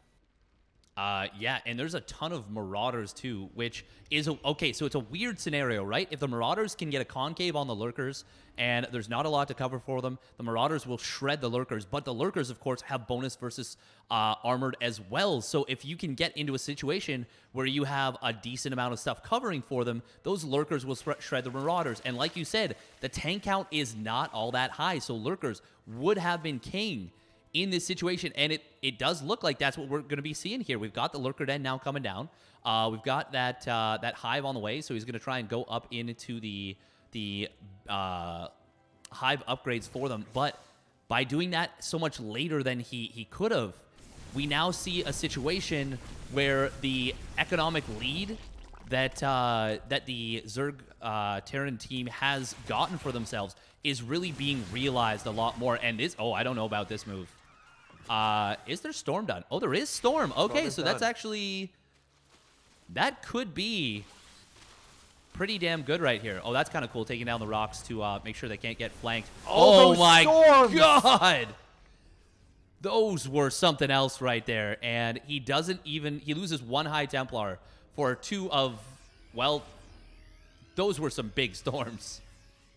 Yeah, what an ace match. I mean, it's not the last match. It could be. But what an ace match we found ourselves here. I feel like Tiki's really just been feeding Nigel money, but now Nigel, he needs to return the favor. Sitting here on a fairly big bag, he needs to give his friend a little bit of money. As we do have +3 for both air and ground, or for both ranged and melee on the way here. Lurker, extended spines on the way as well. And yeah, Nigel, he is eventually going to get this point where he's going to be able to do it once. Were those mutas canceled? Okay, so we have 4 mutas done. Oh, that is not... That's not a fight that you want to take. But he doesn't know what's behind it, so he's scared. Oh, this was a cool little move from Yo-Yo.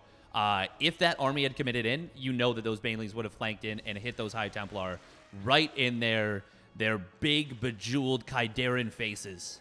Oh, these Banelings, they are a little bit lost. Oh, that ends up being a lot of losses for both sides. Of course, only 2 Banelings needed from either side for that to happen, but they both lost about 7 to 10. What are these? Oh, was this a storm? We have a storm drop on the upper right-hand side, but I don't think that's not really what matters. It seems to be the army of Isle of Oof stimming on top of Nigel. We have a flank coming from those sides. Those storms are going to be absolutely incredible, but the Banelings are going to come in, and this is a massive concave here, coming in from everything. The supply of Tiki, the supply of Nigel, absolutely plummeting through the floor. And yes, these storms are incredible. Do not get me wrong. Actually, they're going to force the Terran to retreat. Maybe this is actually enough. I would say that it is. Oh, almost got the crush there. Almost been the coolest thing. Fun fact, it will push the units out of the way unless there's something like fungal growth holding them in place or force fields. Oh, that immortal. You need that, Tiki. Oh, he does lose that, and that's a big portion of his supply. And another drop into the main base of Tiki. He has lost so much more. And the storm, not even on target right there. Drop will get cleaned up, but my God, Tiki really has been getting tested here. Now we do have lurkers finally on the way. This one zealot is doing God's work. How many?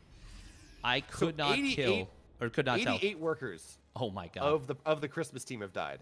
77 probes have died. Oh. But somehow we've not seen a single purple worker die here too. So okay, lurker upgrades are done. Lurkers are on the way. 3/3 melee and ranged are now on the way as well, are just about done as well. Oh, this is going to be a hard thing for our Christmas team to break. That being said, look at the left-hand side of the map. That is a lot of bases right now for the Zerg player. Now, it's not like you can just mine those. You can't just be like, oh yeah, I'll mine those. I love Wolf, by the way. He has lost a lot of... Oh my God. He's at 23 workers. What happened to him? Did he get... Okay, I missed that entirely because he is like super broke right now. And all of a sudden, the cumulative supply for both players is extremely close. But that was a big EMP. Oh man, do not clump your High Templar. Cannot afford that. Second one didn't really land. So we have Broodlords on the way. And yeah, Nigel, I think Nigel's aware of this. Actually, it looks like we have another big drop on the right-hand side. But the Broodlords have been scouted as... I think there was another storm drop. Oh, really? Yeah, but that War Prism will now go down. I don't know why we're seeing a Spire go down for Nigel instead of just getting 3 Vipers, or 3 Lurkers, but I guess there are no Vipers. Yeah, I think Vipers would be the play for sure. Sorry. God, please kill those changelings. Yo-Yo's done a great job with those changelings. Oh, this is a big find right here. Getting one of the bases of Nigel right here for what are not all that effective roaches right now. And even though Isle of Oof's supply is not as high as he would like it to be, it is still very valuable supply. It is expensive stuff. Oh, I don't know about morphing in Archons right there. Sorry, go on. Now, see, if we look at army value here, the Christmas team in general sitting at what a lot more expensive of an army. Now, Yeah. Nigel's army is expensive. Don't get me wrong, but the Protoss is in such a poor position that it kind of makes up for it. God, Tiki has really got to start getting back into this game to give the... Oh, that is some big EMPs right there. Oh, Lurkers. They are a little bit too far back. Storm on the upper right-hand side. Oh, those bile shots. Yeah, they almost take out an Archon right there. That was pretty good stuff from Yo-Yo. Yo-Yo's... I feel like Yo-Yo's done the... Well, Yo-Yo and Nigel, actually. The Zerg has really been... the star of this game. Both Zergs. But at the same time, it was Isle of Oof's drop that put Tiki in such a horrible position that allowed them to be okay. And now we have the Broodlords moving forward. Corruptors. Oh, man. Yo-Yo. Ooh, those are some close corrosive biles, but they will not connect. And there's not a lot of anti-air right here. Honestly, we just... Oh, sorry, those biles are going to not do enough. All we need, okay, nice storm there, but all we need is like 3 Vipers. Probably more with how many Broodlords are here, but that's all that is needed for this hold to really happen. And yeah, those Lurkers do need to move as well. Do we have any? No, okay, we don't. High Templar, get. Oh, they're not going to be able to get through there. They're really trying to use unconventional means to deal with these Broodlords. A lot of the High Templar are getting very low. Ooh, smart move. He attacks a Zergling on the ground to get a lot of Broodlings down, recognizing that that is what is keeping his units from getting kind of jumped on. But the Ghost also covering for these Broodlords, meaning that the High Templar cannot close the distance with storms. More tanks in the backfield. And there are the EMPs that may very well end up being game-winning EMPs. Tiki's going to GG out. And those are series-winning EMPs from Isle of Oof. The comeback is denied, but what a game it was. What a game, what a series. Man, Steadfast, you know how to pick them. This was probably the best series I've seen, at least in the collegiate version of the CEA, this entire season. That was something special. That was really, really fantastic. We saw crazy 1v1s. We saw crazy builds in the 2v2s. We saw a 20-minute game number 6 ace match. Could have gone either way until the very last minute. Yeah, that was really, really well done. I think I missed a lot of it, but yeah, really great job from Tiki with the harass to keep Isle of Oof from getting out of control and giving them a chance in that game. But at the end of the day, the Broodlords from Yo-Yo were just a little bit too much to handle. Yeah, there were just enough of them there that it doesn't matter. You do need dedicated air-to-air anti-air. You need Vipers or something like that. There were just too many Broodlings on the ground that it was just body blocking. The Broodlord damage didn't even matter. I mean, it's nice. It did a lot of work, but there was just no way for the army of our Protoss player, of our Zerg player, to get on top of the Broodlords to kill them off. There were no Blink Stalkers, nothing like that. And yeah, that made the difference. I can't believe, though, how well Nigel and Tiki did in making sure they stayed alive. I don't think Tiki ever got above 100 supply in that game. Or if he did, it was not for very long. It was, yeah, it was few and far between, and there was a lot of times where anytime he got close, he got knocked back down, and it was just, that was really rough. But, I mean, you can't blame him. He kind of carried the other... Oh, no, he absolutely kept them in that game. I know we didn't see it as much because a lot of stuff was happening all at once, just a factor of 2v2, but he was the reason that the economies of the Terran, of the Zerg player, were just falling off the map. He was doing storm drops all over the place. He was getting Chargelet run-bys. He was what brought Isle of Oof down to really critical economic levels. And if you look at the charts at the end of this game, Yo-Yo went from 70 workers to about 45, just off a cliff right around the same time that Isle of Oof did as well. So, and that was all Tiki. Yeah. So incredible work there, even if he did not have a game himself, not really. It was a really great one. So we are going to be getting just the one interview tonight. We're going to be getting the winner with Maladroit, the captain of University of Chicago.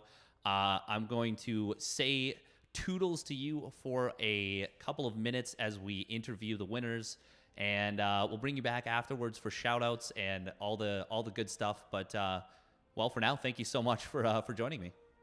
Catch you in a couple.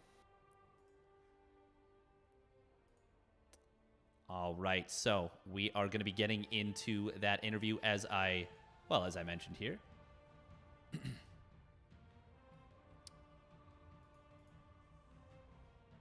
And once again, it's we're going to be bringing on Maladroit from the University of Chicago. Hello. And hello, just one moment here. Gonna pop this one out. Perfect. And all right, why don't you introduce yourself for the people at home? First of all, of course, welcome. Hello, I am Maladroit, the captain of the U Chicago Starcraft team. Nice to meet everybody. Nice to have you on. And wow, what a series! That was something special today. First things first, congratulations. That was a really, really hard fought series. It looked like it might have gone a little bit one-sided after those first three, but then it kind of felt like just a little bit like if you've ever played like foosball or something, or like a game with a flat plane, it kind of felt like all of a sudden after game 4 the plane kind of shifted, and there was almost this sense of inevitability that it was going to be like a reverse sweep or something. Obviously, it didn't end up happening. But after game 4, after game 5, what was going through your head, and what were the discussions that were being had? Yeah, so those last few games were like they were really tense for us as well. Yeah, they were stressful to But watch. yeah, I think that we thought that I Love Oof going Protoss might be like an interesting mix-up, and we just wanted like more players to play. I feel like it's very hard to plan around the ace map Oh because yeah. like you never know who you're going up against and like what kind of build they're going to do. So like most of the time, I think when we're practicing, we tend to think more about like how to maximize our chance of winning in like the games that we know for sure which opponents we're playing and what strategies we're doing. So like those last few games weren't really planned out, I think. So like that was definitely nerve wracking, at least for like the people the teammates who are not playing. We're watching. We're not quite sure what will happen to because like we don't practice for this sort of situation. We don't know who we are going up against. So that was like mainly what's going through our head. It was like at one point it was scary that we might lose the game, especially in the middle of that fight where UCD were able to push towards like Oh yeah, our yeah. bases in The the big, yeah. 2v2. Yeah, it was pretty scary, but Yeah, if it wasn't for that medevac drop in Tiki's main, I think it would have, even if you guys hadn't lost right there, I think the economic lead that the other team would have had, that Tiki and Nigel would have gotten for themselves, would have absolutely carried that game, and you would have been looking at a game 7 for sure. yeah. And then you have this weird situation where you're like, well, crap, we just lost 3 games in a row. It's a little bit demoralized. So like a very clutch, definitely a series winning drop there from I Love Oof.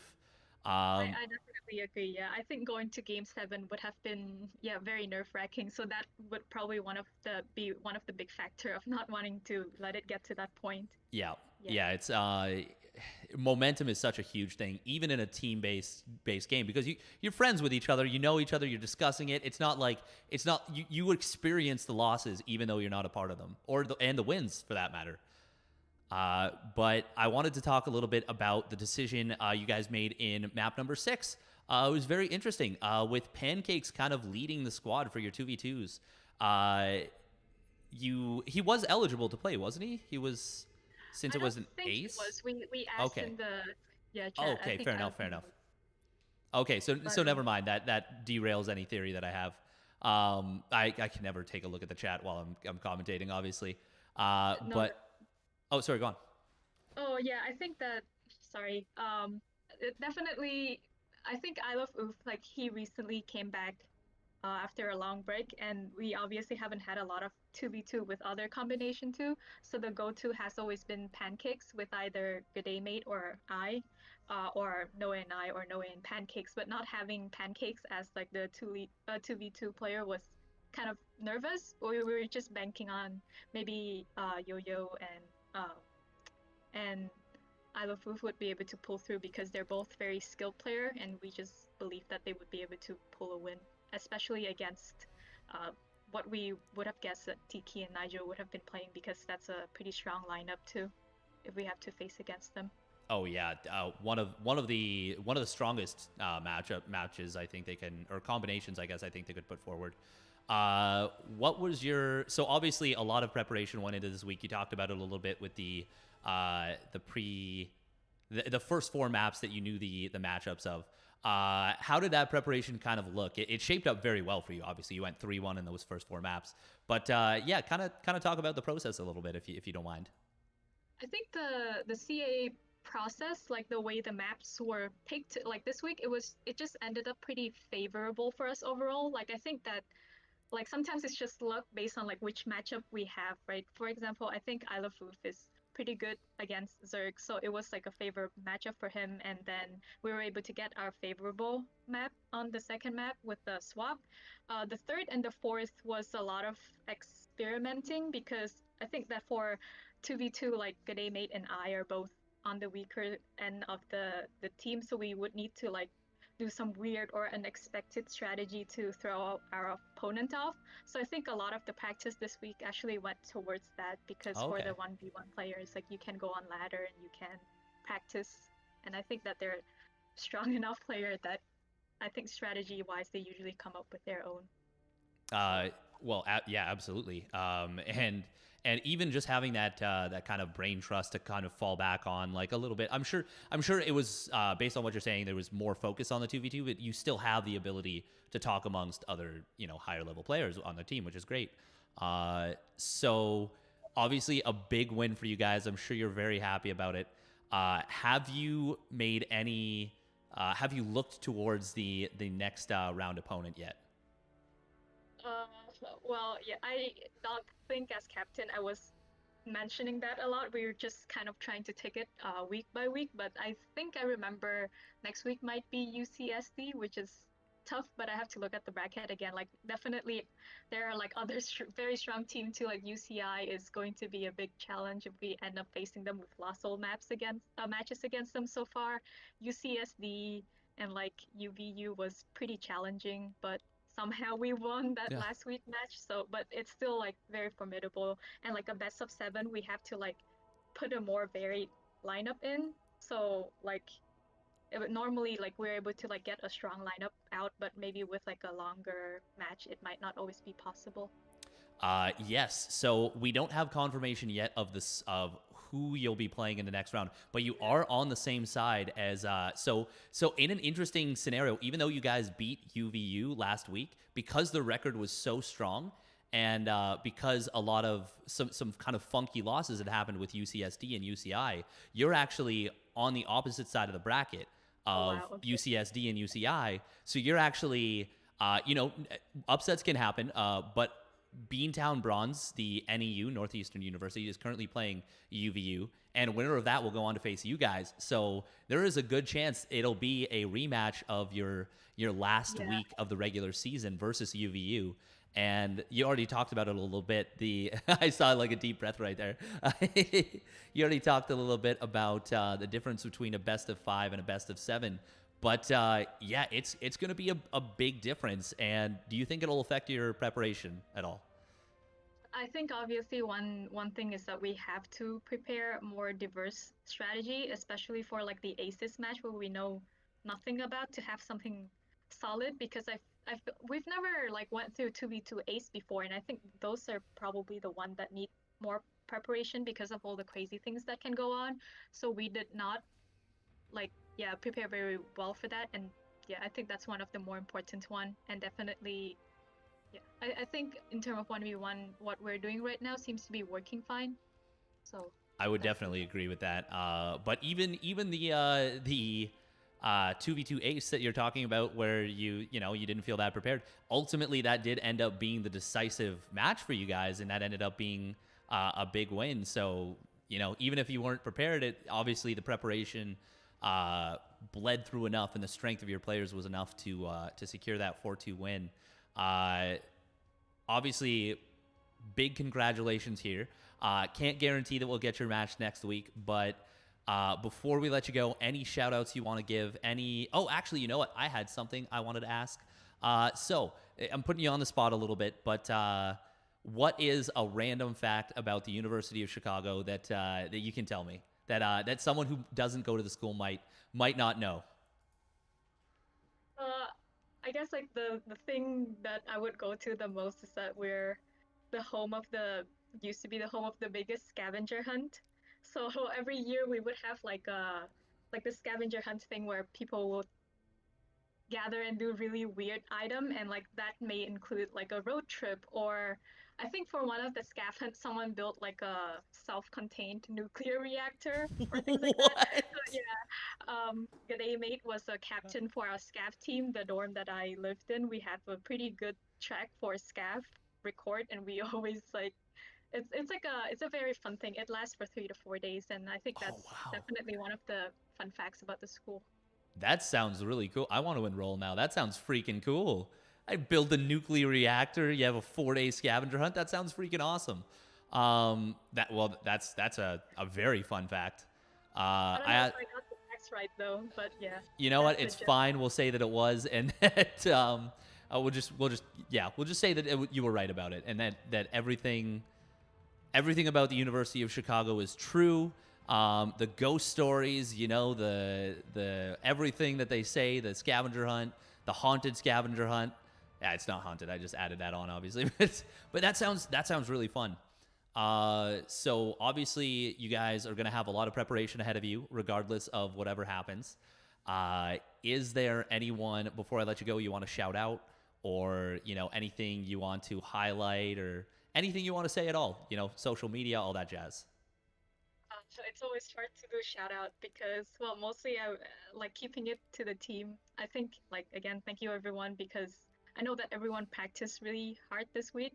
But I think I would like to shout out to OMG Banana Kevin and Airplane Man because both of them came back and really helped us out with the 2v2 preparation. Like, they were drilling us until we like got the build down and like helping us like identify weaknesses in our build. I guess like welcome I Love Oof back onto the lineup. And I think I'm looking forward to more games from him because I think he's a strong player. But also, Yo-Yo Pancakes and G'day Mate. I don't think they've missed any practice so far this like quarter yet, and like all of the diligence definitely paid off in the result. And thank you everyone for uh, helping with the growing the Starcraft scene at school. That's awesome. That was super wholesome, and I'm very impressed with what you guys pulled off this week. It was a really great match and a really exciting one at that. Thank you so much for joining us, and yeah, have a wonderful afternoon. Good luck next week. I hope we can see. Honestly, yeah, I'm really excited to see what you guys can do moving forward. Okay, we hope we don't disappoint. Thank you. I'm sure you won't. Have a wonderful afternoon. Awesome. And once again, that was Maladroit, the captain of the University of Chicago. Great interview. Really, that was so cool. That was just a lot of fun right there to watch that match. That was really, really high level stuff, coming pretty much top to bottom.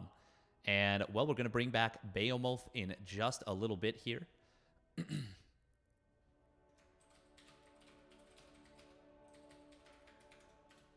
And well, hopefully he's ready. But for now, I want to take the opportunity to say a big thank you to the CEA once again. Of course, first round of playoffs is finished up here uh, for the collegiate side. Yep. So now we move on into the semifinals. We already have the UCSD Tritons and the UC Irvine Antis #1 team getting matched up in the other side semifinals. Kind of leaning towards that one. But after watching this match with University of Chicago, oh man, I would really love to follow them as well. Can we just do both? I mean, I understand that we don't have the time for that, but can we just do both? I I mean, I number two really versus want number to. three. Riders of Rohan is kind of the surprise #1 seed in this entire thing. University of Chicago just showed some incredible games. Yeah, Yeah, let's just do 14 games. It's fun. Honestly, it'd be totally worth. I would be super down for that. Welcome back, by the way, BeoMulf. Good to have you. Hope you enjoyed that interview. That was a really great interview. That was a cool fact about the scavenger hunt. I want in. Yeah, but really cool. Really also kind of cool to see how these teams are internalizing this really cool format that we have. Because it is absolutely causing some things for forcing players to play. Well, maybe a different way than they would normally do. I mean, we saw how you talked about this. We saw how University of Chicago they sold out in game #6. They did not have a lot left if they had to go to game #7, and that was a tactical decision they were forced to make just because of the format. Yeah, And that's really cool. That format allows that to happen with only 3 players on only a minimum of 3 players on the team. yeah. No, it was really cool because we talked a little bit about front loading the lineup just a little bit and how it did work out for them in the end, but it came very close to costing them. Very, very close. Like, I really have to highlight that medevac was the only thing, that one medevac drop was the only thing that kept University of Chicago in that game #6. And if that hadn't happened, would have been a game 7 with a really uncomfortable hurdle to try and climb back over. Absolutely there. And think about what had happened if the warp gate hadn't been delayed. If that timing hits 30 seconds faster. Yeah. The medevac's not there, right? So it's all these cascading decisions, all these cascading mistakes and decisions and ideas that come into really one of the best of 7s, or one of the best series we've cast in the CEA. And I don't think I'm alone in saying that. Oh yeah, no, it was. I think this is my favorite. It's got to be my favorite one of the season so far.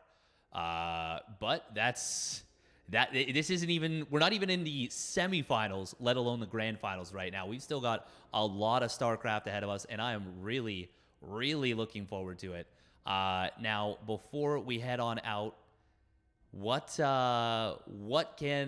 can we see the players here? Where can we find you there, BeoMulf? I said players, but I meant you.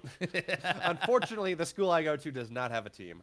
Maybe I should look into that, but I'm a PhD student. I don't really have the time to do that. But anyways, if you like what I do, you can follow me at BeoMulf_SC2 on Twitter, because I always post, except I didn't do it this week because we were running some technical issues. But in general, I post where and when I'm going to be live, where I'm going to be casting at, so there's that. I stream on Twitch at twitch.tv/BeoMulf. Tomorrow, I will be casting the Pizza Pie bi-weekly on trovo.live/BeoMulf at, I believe, 8 p.m. Eastern. It might be 9 p.m. I'll have to take a look at that. Well, we'll tweet regardless. And other than that, I stream on Alpha X and, once on the ESL SC2C channel. But regardless, a bunch of different places always tweet. And we got some pretty cool, and maybe on other channels, we got some pretty cool stuff in the works coming in from the team that you and I are both a part of, Team Exxon. Yes, we do. Mentioned that at the end of the previous cast. Can't get into too much details, but around Christmas time, look for a pretty cool, who knows? Just keep your eye open, and there will be something pretty neat to look out for. Other than that, big thank you to, of course, yourself for joining me. Big thank you to CEA for having us both on, the Corporate Esports Association. Of course, this collegiate side is a little bit of an experiment move, and I have to say, looking at this best of 7, it's a success. It was a very exciting success. We had a ton of planning that went into it, for sure, from the UC, or University of Chicago side, and I'm sure UC Davis went through a similar amount of planning, and yeah, it just ended up with being a really, really great event. And of course, big shout out to Gilded.gg, the title sponsor, and Shopify for sponsoring the league. And yeah, that's it, I guess, for the shout outs there. If you want to follow me anywhere, you can follow me on Twitch, twitch.tv/steadfastsc. You can follow me on Twitter, twitter.com/steadfastsc2. Make sure to follow this channel. Click the follow button there, obviously, if you haven't already done so. And yeah, if you want to support the channel, yeah, there's plenty of ways to do it. We will probably run a little, maybe a couple minutes of ads afterwards, after this one. So obviously that would be massively appreciated if you were to just stick around for that. Before we close it out, do you have any final thoughts there, BeoMulf? Dude, this is the type of series that I just come off of casting with the warm and fuzzies because of how hype it was, how incredible it was. It's not every series that gets that. It's not. I don't even get that every tournament. And I'm sitting here yeah. like buzzing in the endorphins of being able to cast that series. So, man, thank you to the players for showing up. Really, thanks to the organizers, but thank you to the players for showing these incredible, incredible games that we got to see over the course of the last 2 hours.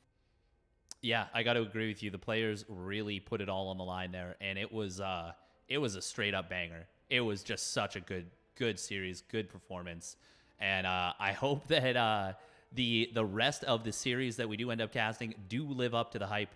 Obviously, you know, we'll see, but fingers crossed. By the way, make sure to check it. Tune in next week once again, 11 a.m. PST PDT, and 2 p.m. EST EDT as for the corporate side. And then if you're sticking around for the collegiate side, it'll be 1 p.m. PST PDT and 4 p.m. EST/EDT. Yeah. So same time next week. Yes, I believe we are in EST at the moment. I believe Yes. we're in standard time Yeah. everywhere. Yeah, Yes. you're right. Yeah, because it's not daylight. Yeah. That's literally the first time that actually made sense to me. Like, yeah, okay, you're right. You're 100% right about that because it's the standard of time. Glad I could help. Thank you. That was actually surprisingly helpful. But yeah, if that's going to do it for us, tune in next week. Yeah, thanks so much, everyone. Have a great rest of your day. Stay safe.